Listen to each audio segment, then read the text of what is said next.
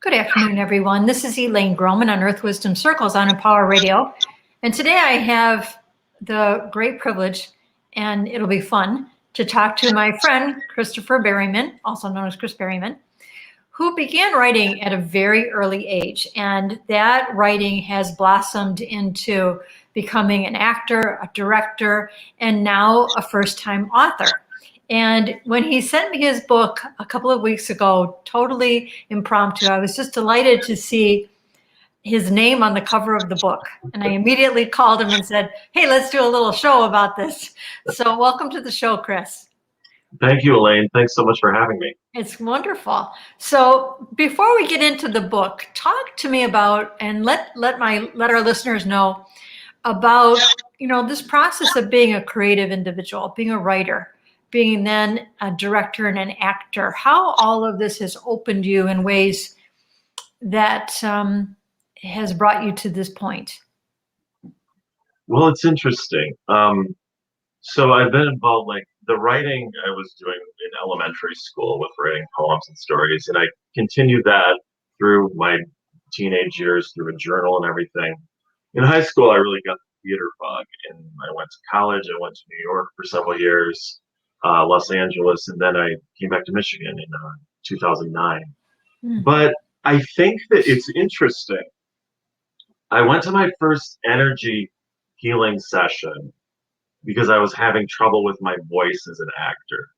So I think it was actually the walls that I was hitting with trying to get to a certain creative place, trying to really expand myself to be more available for the work that I was trying to do, which opened me up to this whole other realm of energy, spirit, whatever you want to call it. Now, was that with you and I? Well, that was actually before. That was in New York, and that was with a whole other practice. Okay. But I think when I came to see you, I think I was at another plateau that I was trying to get to another place in. Of course, that experience was profound. The work with this sacred geometry and other other awarenesses too.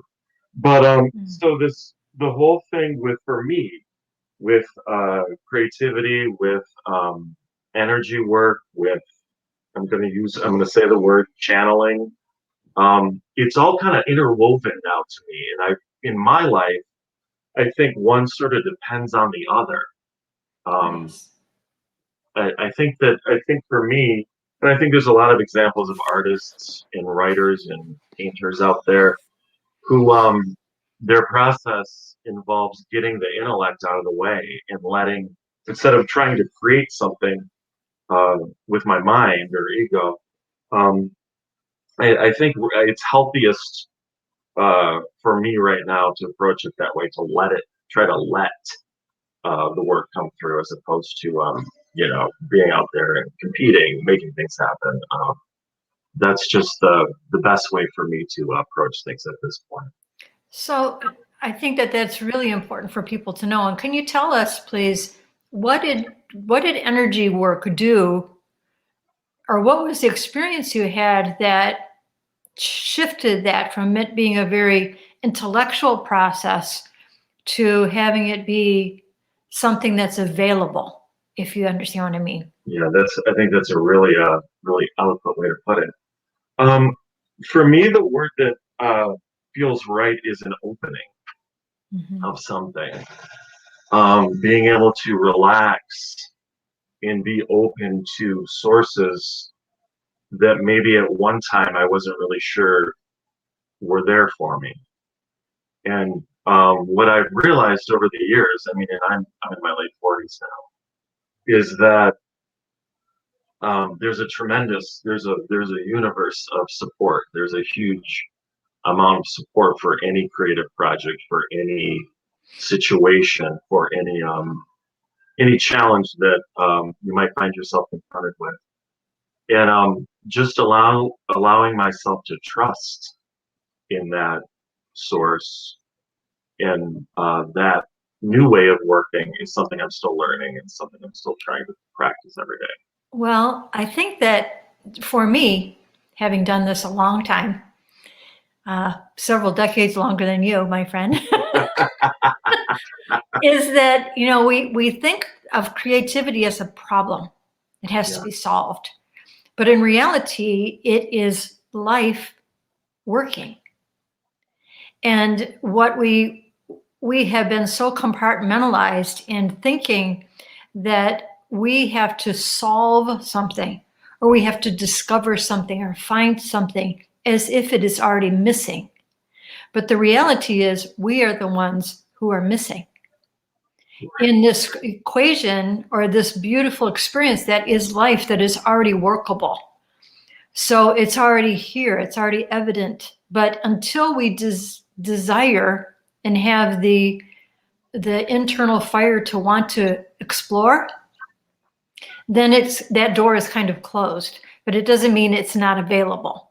So, it's like when I know that you spent time in New York, and I can only imagine if you had to go to every single door in New York and knock on the door and say, is this where my creativity is? Is this where my creativity is? But it's there in the presence of the space. It's not behind any closed and locked door. It's within you, because you discover it the moment the door opens. Oh my gosh, yes. And that's that image of going door to door. I think I experienced that looking outside of myself for my creativity. And I think a lot of actors, people in theater, dance, performers go through this. You're chasing something. You're trying to fit in with the system that's been around for a while, and where the source is it's really right here, and it's really within us, and waiting to come out in a unique way. Mm-hmm.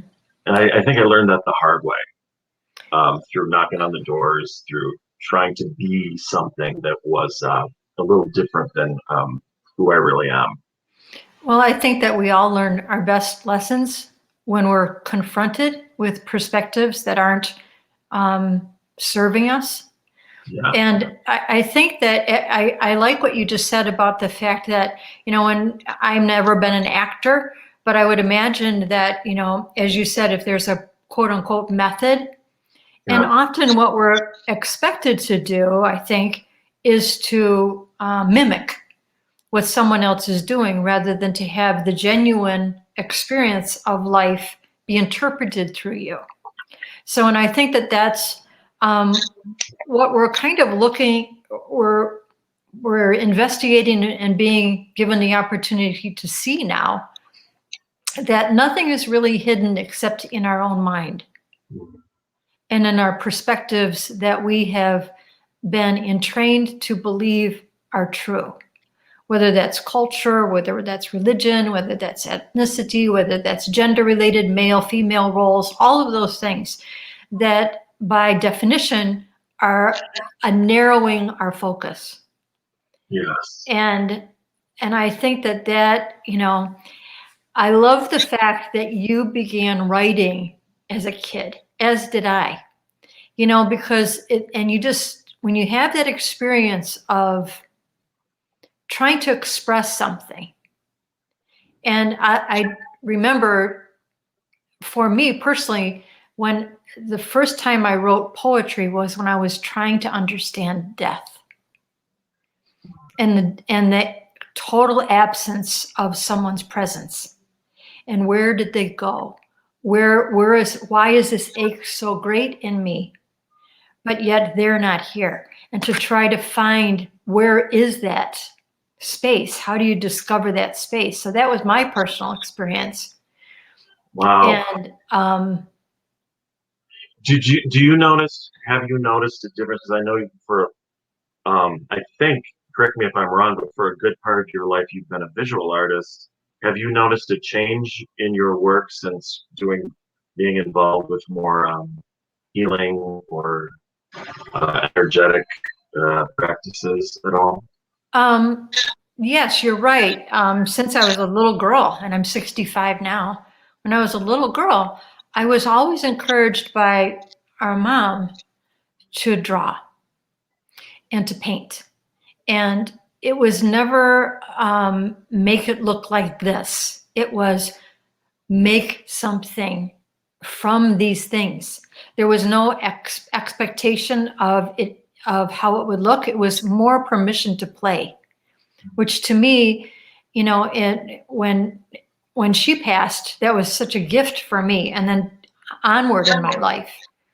And then I discovered, you know, at that time, I think when we discover the intensity of our humanity, then we can look beyond our own story, our own prescribed view of ourselves. And if we give ourselves the opportunity, we see what is already workable and replicable. So for me as a kid, trying to understand the depths of grief, I would go out into nature and just watch this unfolding that had nothing to do with my opinion of it. Had nothing to do, you know, if a baby egg fell out of a nest, did a mother endlessly grieve?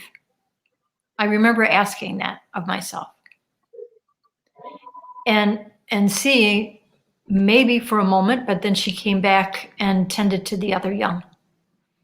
You see, so I started to see that as, and a lot of the drawings and paintings I would do were of natural things, flowers and landscapes. They were always changing. So there was nothing stagnant about life. And I think that helped for me personally, as being not really trained until I was an adult, a young adult in art itself, but being given the opportunity to explore, then I learned how to observe rather than take something at face value. Does that make sense to you? Oh yeah, that's a very inspirational story, and I relate to that on in many ways. Really interesting. So when you started writing as a kid, what was the impetus for that, do you think? That's interesting. Again, it was a lot of poetry, and I think there was something that would just drive me to write, and I think I was into poetry and verse and mystery stories, and I organized these other kids in like third grade to write this ongoing soap opera, and it just all came very naturally for some reason. It was kind of mysterious, but it was something that was just there. That impulse was there, and maybe there was, because I was a kid. I mean, you want to please your teachers, you want to stand out at the same time. That might have naturally been there too, but the to write down stories, to record some sort of something that I had seen or experienced, that was something that I really enjoyed as a kid. Well, I think that I love that because poetry is unique in that it is by definition a whittling down of words, so that you're attempting to convey deep meaning in a small number of words. And so and I've learned this more now that I'm working on my third book and having interviewed and written many different things, to understand that, first of all, as human beings, we know very little of our language. We know very little of the origins of our language and how language has manipulated us and how we manipulate ourselves and others through language. Often not intentionally, but we're ignorant to why words were crafted the way they were. And so I always saw, it's interesting because as an artist, I eventually became a calligrapher. And I wanted, I'm proud to say that my work was seen internationally. It was in a hardcover coffee table book. I was selected as one of the 200 best lettering artists in the country. But I wanted the words, because words meant so much to me and beauty meant so much to me. I wanted to understand the draw of making something so beautiful that someone would want to stop and be impacted by the words instead of just entertained by the words. So I learned how to, I would call it, pull an arrow back and let the arrow fly right to the intended target, which was to the mind or to the heart of whomever it was that was reading, whether it was that day that it was written or if it's 100 years from now.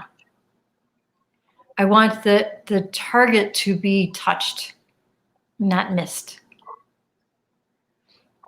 So I think that the creative aspect of our lives has been greatly maligned because it's been greatly misunderstood. And to me, if we look around the world, and I know that you've taken classes with me and I've spoken about this, there's nothing in the world that is created by humanity that has not come from someone's imagination. But we need to have the left part of our brain, that part that knows how to put A, B, and C together, but without the concept, without the imagining, without the illumination, there's nothing to try to formulate. And so I think that creative individuals, in a way, will be, and I use this term very cautiously, the saviors of our world. Because they will to save us from ourselves, not some holy being coming to save us, but for us to choose to save ourselves. And I think that the gift of art and the gift of writing and the gift of collaboration and the gift of being willing, as you as an actor must do, is to elicit a response. Yes, yes. Well, that what you just said triggered many feelings and thoughts in me. And one of the main one being that it's difficult, especially in this country, to pursue creative projects for the sake of doing the work itself, for some awareness, some story, some idea, some event. It's seen as a sidelined thing. To me, Mm-hmm. it seems that way. It's not. It may or may not make money. I think the works that make a lot of money are respected tremendously, much more in this country. It might be different in Europe or Asia or different places, but I'm hoping that our relationship to creativity and to projects and this reminds me of the work that we do with my theater collective, which is sort of a pop-up. It happens as it happens. We don't really do seasons or anything. We develop a work when it's ready to be presented. So tell us about the name of your company. Tell us about the name of your company, where it's located, because remember there's international listeners. Oh yes, it's called Detroit Theater Collective, and we are in the city of Detroit. But we don't have a brick and mortar space right now, but we find them, we rent them, we find space to do workshops and eventually productions. And it's all the stuff that we present it has to be something that we really have a strong desire or a connection to. Otherwise, at this stage of the game, it's probably not going to happen. So give me an example of something, a recent piece that you've created or a pop-up. Explain what you mean by pop-up. So for those people that are not familiar with that term, please. Sure. I think that term, there are dinners that call themselves pop-ups, and it basically, it happens at a space. It could happen anywhere.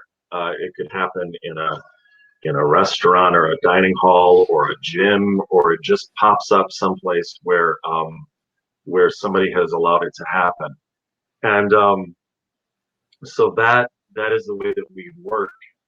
as a company, we find a space that will let us do it. We might not ever work at that space again, but we do the work there. And one example is a play that we did presented last year.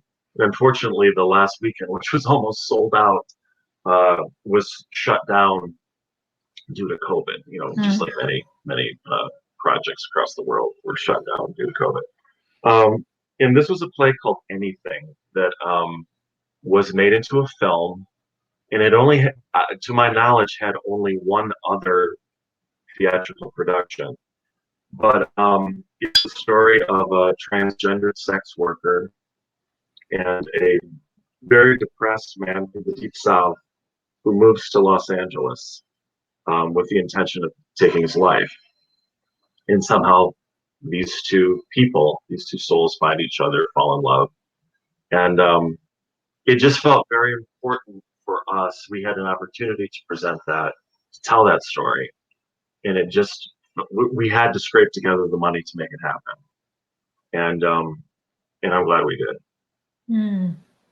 That's wonderful, because I think that, you know, we have so many prescribed notions of who we think people are, what we think people should be. We judge based on visual, auditory, language that is so limiting. And I love the idea that you do something spontaneously. It almost reminds me of those, you know, things that occasionally you'll see on YouTube of it looks like it's spontaneous, but it's got to be incredibly choreographed. Of, you know, a flash, what do they call it? Flash mob, yeah. Flash mob, where it's somebody starts singing or playing a musical instrument, and before you know, it's like this incredible joy is unfolding, and everybody's looking at it and observing it. So yeah, that's very interesting. So what brought you to writing your letter or writing your book, Flying Saucer Visions? Well, it was, it's interesting. It basically what I just described, that COVID happening, that place shutting down, being sheltering in my house in Detroit, pretty much by myself. I was Zooming with friends here and there, checking in on my mom here and there. But some interesting experience. I started having these interesting experiences. Some of them were visual, and some of them were auditory. Pictures, messages, hunches. Basically, when I was going to sleep at night is when I saw it the most clearly, I think. And I was just driven to write it down, to draw it, to record it in some way.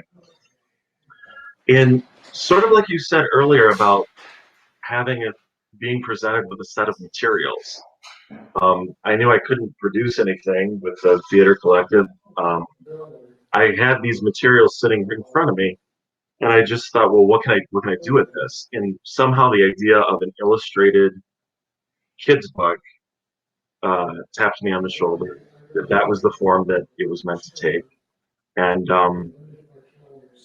after about 7 months of laboring, putting it together, I was able to find an indie publishing company, self-published book, to put it into the world. And that's how it happened. Was there anything that preceded this, the receiving of these images? Did any event happen in your life, or was this something that had been an ongoing process, do you think? Well, interestingly, looking back, I think I started having them, noticing them. And this reminds me of something I think I've heard you say before about don't ignore the impressions that you're receiving. Don't ignore the things you're experiencing. I think I started having them during one of your classes, but I think I pushed it aside because I didn't know what the heck it was. And do you remember what your experience was? It was an image of some sort of machine that I had never seen before, some sort of mechanical structure that I had never seen before. I was just like, what's that? And I sort of filed it in the back of my mind and didn't really think about it. But I think about January of 2020, I started having these experiences. It came into the forefront. The pictures became stronger. It was like it was difficult trying to go to sleep with this frog staring at my eyes. And so I just started to inquire into it. And then that led to drawing and writing and sort of having I had all these pieces of notebook paper with markers and messages and stacked up on my desk. And I just like, well, maybe we can make a story. Maybe we can create a story surrounding all of this. And I don't know about what the origin is of it, but I just know that it came into being. So why not? So tell us about the story, Flying Saucer Visions. Yeah. A travelogue. The travelogue. Yes, that's actually the part of the full title, and that's kind of important. It is the story of two worlds coming together through the eyes of a gifted boy who is also a loner. And he starts having his experiences and ends up communicating with a band of rebel extraterrestrials from Orion. And there's also a bit of a theme of welcoming the stranger, I guess you could say, because he's cautious at first, but because he's able to ask questions and engage with these beings, he's rewarded with friendship and information and experiences that he never would have dreamed of before. And you also have a little cat. Yes, his best friend is he's a cat called Shockwave. So how did you choose the name? Or the name of the cat? Yeah, here's the book. Thanks. Yeah, very good. The cat's name, it was something, it went through a few options that presented themselves, and finally Shockwave felt right to me. I knew it was something to do with energy or electricity or something. It was first of all, it was sonic, and I was just, no, it's not sonic. Shockwave. I think I Googled many terms, and Shockwave really jumped out at me. So there's a great deal of symbolism in that, I think. Yeah. In that, cats by definition are very stealth. They will let themselves be seen or they will hide. Yeah. When they react swiftly.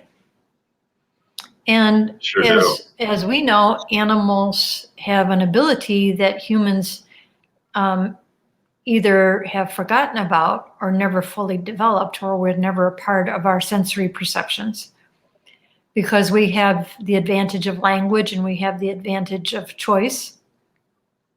So they see, and their sensory perceptions are so heightened.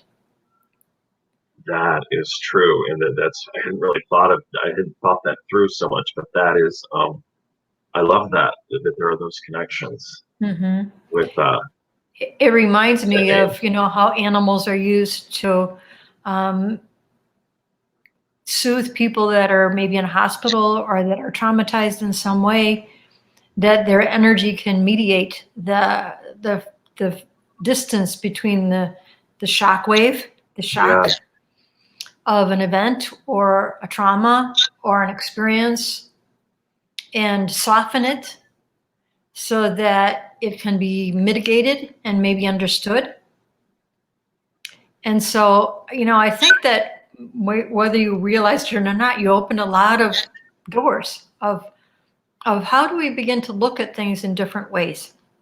I remember one time, this was very poignantly shown, when a client of mine, as you know, and many, maybe the readers or listeners don't know that I'm as an energy healer and an intuitive and an educator. I got started in this in hospice work. So I would often work with people who were given terminal diagnoses or had some, surgical procedure or something like that. And the reason I'm telling you this is because the story has to do with a cat. Yeah. And there was a young woman who has died, but she had bilateral mastectomy because she had very aggressive cancer that metastasized. And every day that she would come home from her chemo treatments, her cat would lay across her abdomen. And she had developed a metastasis to her liver. So in other words, the cancer had spread to her liver. And for a very short time, she began to have like a rally. She started to get better and have a little more time, but her cat died of liver failure. So the cat absorbed the energy of this disease process in order to give her a little more time. Wow. And it was so striking. That's amazing. Well, in the story as well, Shockwave sleeps right next to the main character, Christian. Sleeps right down by his knees. And I think Christian can always feel, when he's going to sleep, feel the cat breathing as well. So I think that might, any loneliness that he has or any sense of, in my mind at least, sense of not fitting in me, I think the cat comforts him and maybe absorbs some of those feelings at the same time. Yeah, they're companions. They're like always together. Yeah. And it's interesting. Why did you choose the name Christian for the main character? Was there a reason? Because it's partially me, and I'm Christopher. I'm not Christian, but I had to have some of me in there. Mm-hmm. And then his identity is he has as the story continues, which I hope it can, in some form, book form or other form, as he has one Polish American parent, his mother, and one Chinese parent, his father. And hopefully this family, this dynamic will come out in the second book, in the second part of the story. Well, that's interesting because two very diverse cultural systems. Yes. Asian being more ancient. Yes. But European being more, well, maybe not more, but certainly aggressive in natures. Yes. And as is all people. Right. So it's interesting because that there's a cultural divide. Yes. That only humanity creates, because life was created for diversity. Absolutely. And I think that, as a kid, especially if one of your parents is not present, Christian only lives with his mother, I think that can perhaps create some feelings of not belonging or not fitting in at the same time too. So that's that's something that's also sort of in the background with the main character. So tell me, Chris, when and again, my guest is Chris Berryman. And Chris, how could people reach out to you and learn about your book, buy your book? Sure. Or just be in touch with you personally? Sure. You can do that through the link on berrymanbooks.com. There's going to be the contact will be added, but right now, if you can contact me on Facebook or Instagram through those links on the website, there'll be a contact tab soon. Yeah, I think that would be the most efficient way. I'm also, I'm on social media as well. The website. So as an actor, what do you find to be the most challenging thing to portray about a human experience? I think it's challenging. I think it can be fun and it can be fun and rewarding, the deep dive that you have to take to get there. But it's if the character that you're playing has some sort of hidden or hidden motivation or need that's not on the surface, and you sort of have to have that at the same time, even though the character might present a different face to the world. One example of that is like the play Who's Afraid of Virginia Woolf.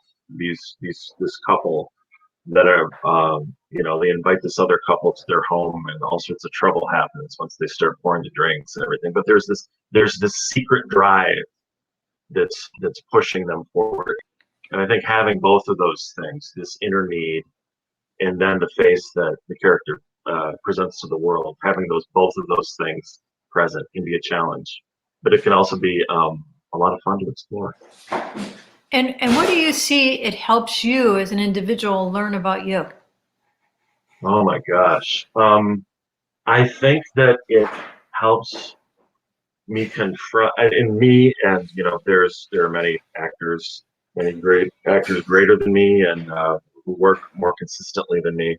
But I think it can really help you confront everything about yourself. If you are given a role that's something you're uncomfortable with doing, something that this character does, that can be a great you have to confront it. You have to take it on. You have to embrace it and find a way to portray it. Has there been any particular roles that have really been a challenge for you to illustrate in your acting? I think this last play that I did, Anything, was the most challenging thing that I've ever had to do. Not because of the relationship, the central relationship which was between a depressed middle-aged dude and a transgendered woman. Not because of that, but because of the deep depression and having to deal with the presence of suicidal ideation that the character experiences day to day. That was I had to having to draw up all that gunk, any of these feelings of I don't want to be here anymore, or the world might be a better place if I was not here. Where does that live in me? Because most of us have had these feelings at some point in our lives. So having to have that and then having to play the love and the fun of it at the same time, it was a real challenge. And I'm so fortunate that I had the opportunity to take it on. Again, not being an actress or an actor, I would think that it's really powerful to look at where do these emotions come from? What is in our societal way of treating one another, believing it's okay to treat one another in a particular way? Where does that originate? Because I don't think anyone inherently has those kind of deep personal resentment without having experienced it themselves in some way or another. Right. And one thing I learned about, I think as human beings, we're all seeking resolve and to be at peace. I think one thing that I learned from studying this, that part of that character that doesn't want to be here anymore, it was a bit frightening to me, actually, is that sometimes suicide, this idea of suicide, presents itself as peace and release. And once a person makes that choice, there can be a tremendous sense of release that washes over them. And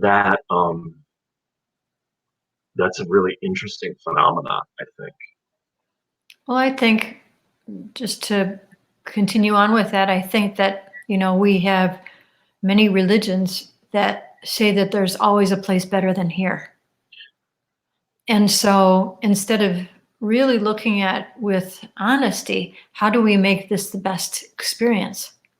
Right. Because this is the life is the experience of existence, of our existence in the physical world. Right. But that's what I think depression can make a ton, like maybe we don't see the big picture that you're describing. When we're depressed, we see this, and how can I get out of this? How can I change or fix this? And I think that's the most horrible thing about being depressed, is that we lose the bigger picture. Mm-hmm. You're not seeing correctly. Well, I think it's an interesting metaphor that you have this book that you've written that is looking not beyond this life, but beyond our perspective and our perception of what is in existence. Yes. That, even the image of this little child looking, and this image just going right up to the spaceship of this connection. Yes. And I think that that's really beautiful, that, when we learn how to weave it all together, we don't know where we come from. We don't even know that we exist until we recognize we have fingers, as an infant, for instance, or a little baby. We have no concept, nor does those who have given birth to us understand where do we actually come from. Yes, we know we come from our mother's tummy. That's the story. But what is the energy? What is the chemistry? What is the power behind all of that? That is the great mystery with which we are a part of it all. So to me, this beautiful exploration of writing and creativity and energy is all of the discovery of the same thing. This great mystery of, what is this life all about? Yes, absolutely, yes. And it's a great opportunity to do it. Just get it. I was listening to a podcast about a writer who she said, I don't like ideas to be in my head. I want them out of my head. I have to put them in some form. Whether something comes of that or not, it doesn't matter. But like, and I think I feel that way too. If something comes and taps me on the shoulder, if something's in my brain, my imagination, I want to get it out in some way. And who knows what'll happen with it. But well, the beauty of language is that it is not just A, B, and C strung together. It's tone, its meaning, its intention. It's an invitation, if we want it to be, or it could be very secluded or exclusive. Then that narrows its capacity to affect life. We want to write things that help us to look at, oh yeah, well, what is that? Or what about that? And I think I can only see great things for you, Chris, because I remember, I don't even know how long ago it's been, probably 10 years maybe I've known you. Yeah.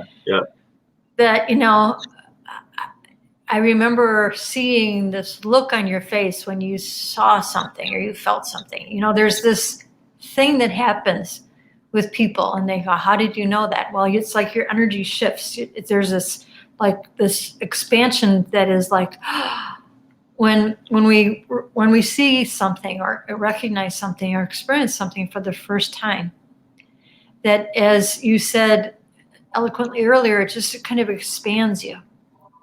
We're only limited by what we think is our limitation. We're not limited by anything in reality. Talking about writing and getting something out there, I wish I could remember exactly where I read this or heard it, but it was an author who said that she would stand in her mind in a stream. And as the water rushed by, or in the wind, either one would be an equal metaphor, that it carried every bit of information of everything that ever happened. And so you're standing in a sea of information. And sometimes she said sometimes she would just get the very last line and start to pull it back towards her, even though it had moved down the stream. So it was available. Wow, I got to try that one. And it's interesting when you know you don't know, then if you go with a very prescribed idea of how you think something is going to be, it'll usually be boring and dull. Boring, yeah. Because then you're going to try and mimic what is supposedly tried and true, which oh my God. in itself might be boring. Yeah, right. You know, And I think that's in my youth, and I think what we were talking about earlier about knocking on doors and everything. I think that trying to fit a mold or a prescribed way of doing something or making something. Yeah, I love that dream image, and just being a clean slate, just erasing the programming, the assumptions that we all make. That feels like a really healthy, creative place for me to work from, and probably for everyone to work from. So as you've worked with other creative individuals, Chris, how have you seen this time of COVID, which, you know, could be seen as a disastrous time or as an incredibly beautiful time of incubation, of looking at and really studying the workable and the non-workable?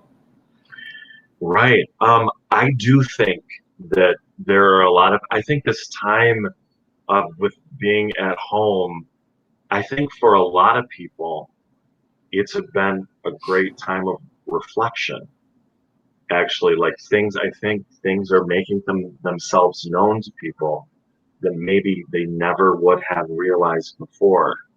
So I don't know, but I predict that there could be some kind of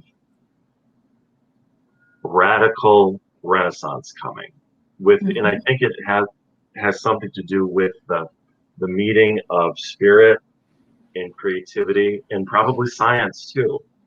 Well, inherently, a renaissance is a building. It's a regeneration. It's a re-examining the possible. Right.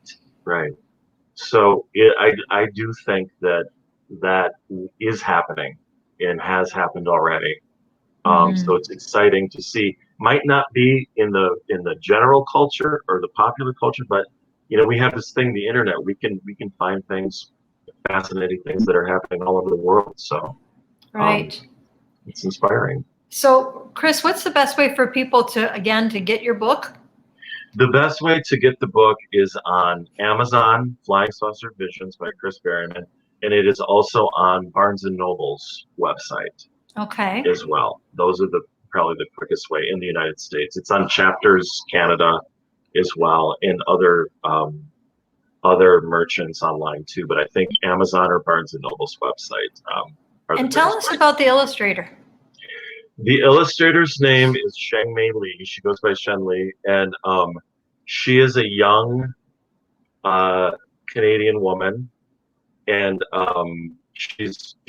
I've communicated with her mostly just through email and also through the project manager at the publishing company, and she is I think her work is amazing. I've seen her greater portfolio, and some of it seems to be influenced by anime art, and I think, and she's also good at photo manipulation.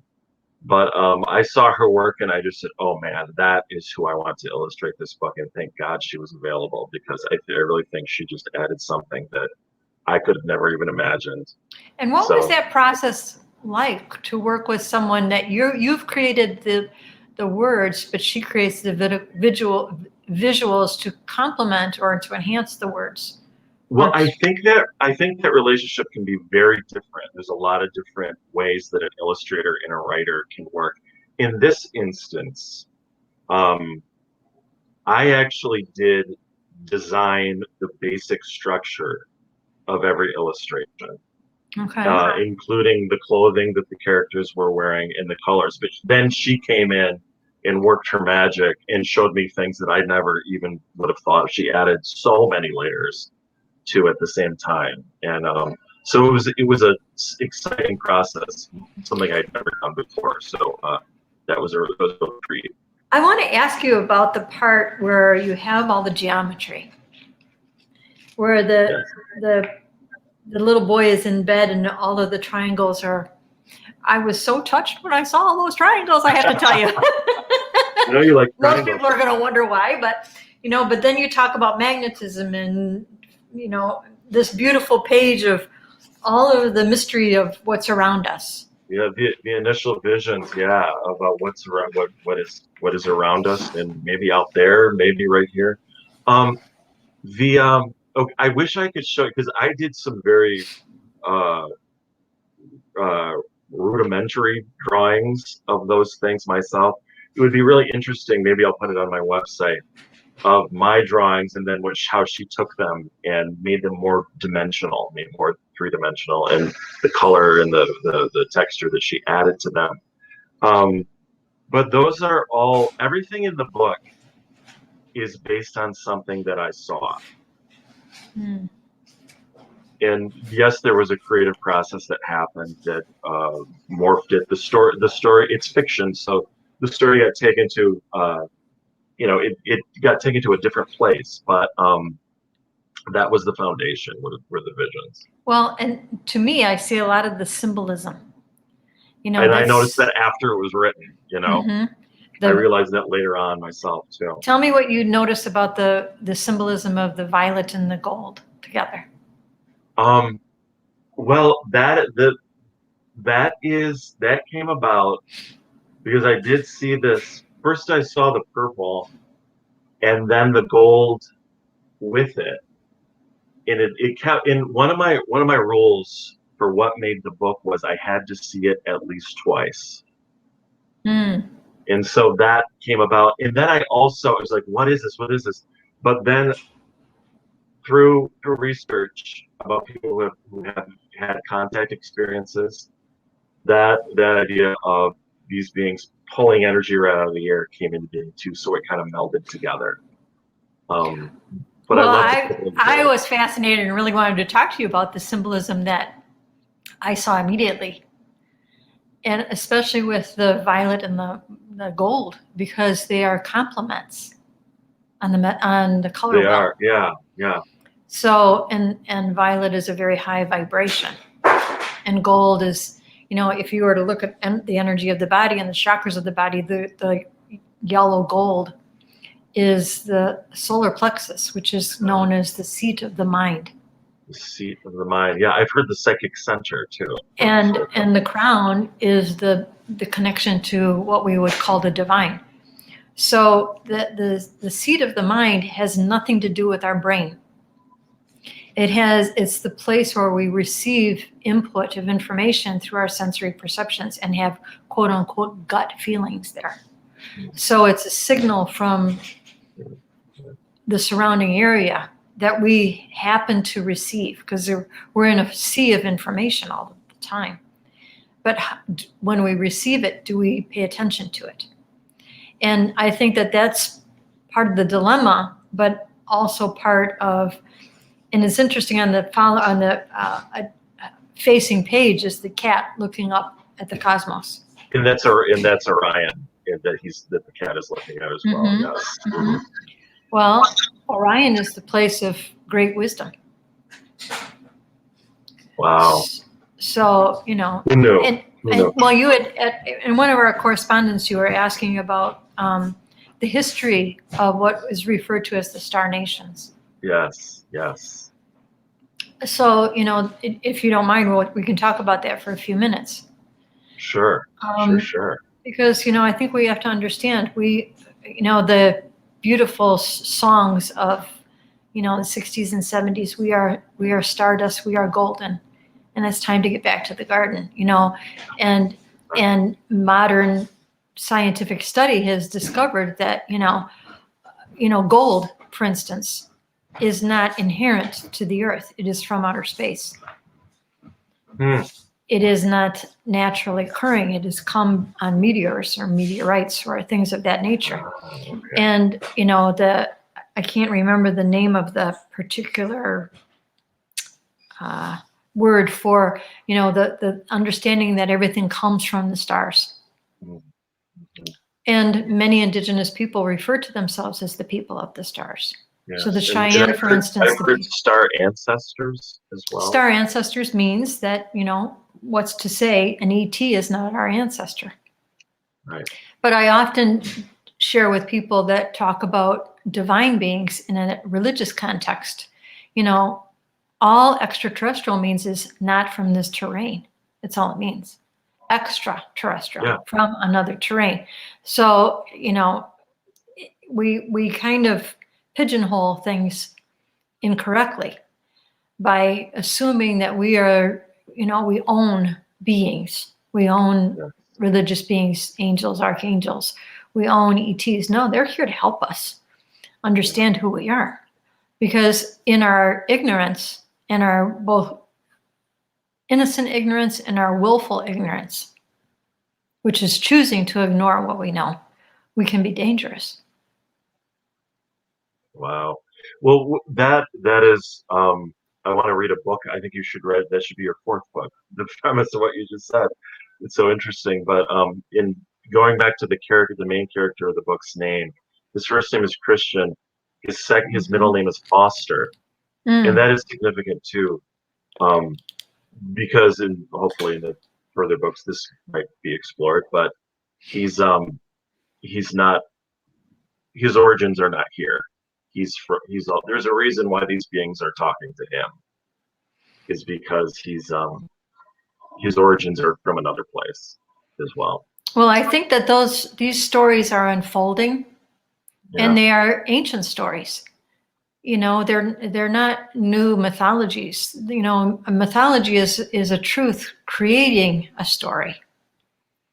I remember very, very powerful experience I had with a dear friend who helped me to understand what we call fairy tales are actually were ways for the bards of Europe to secretly bring information from one kingdom to the next. Wow. Fascinating. So, but you think of Disney stories or the like, which are all mythology. And it's usually the woman being suppressed, but then becoming the leader.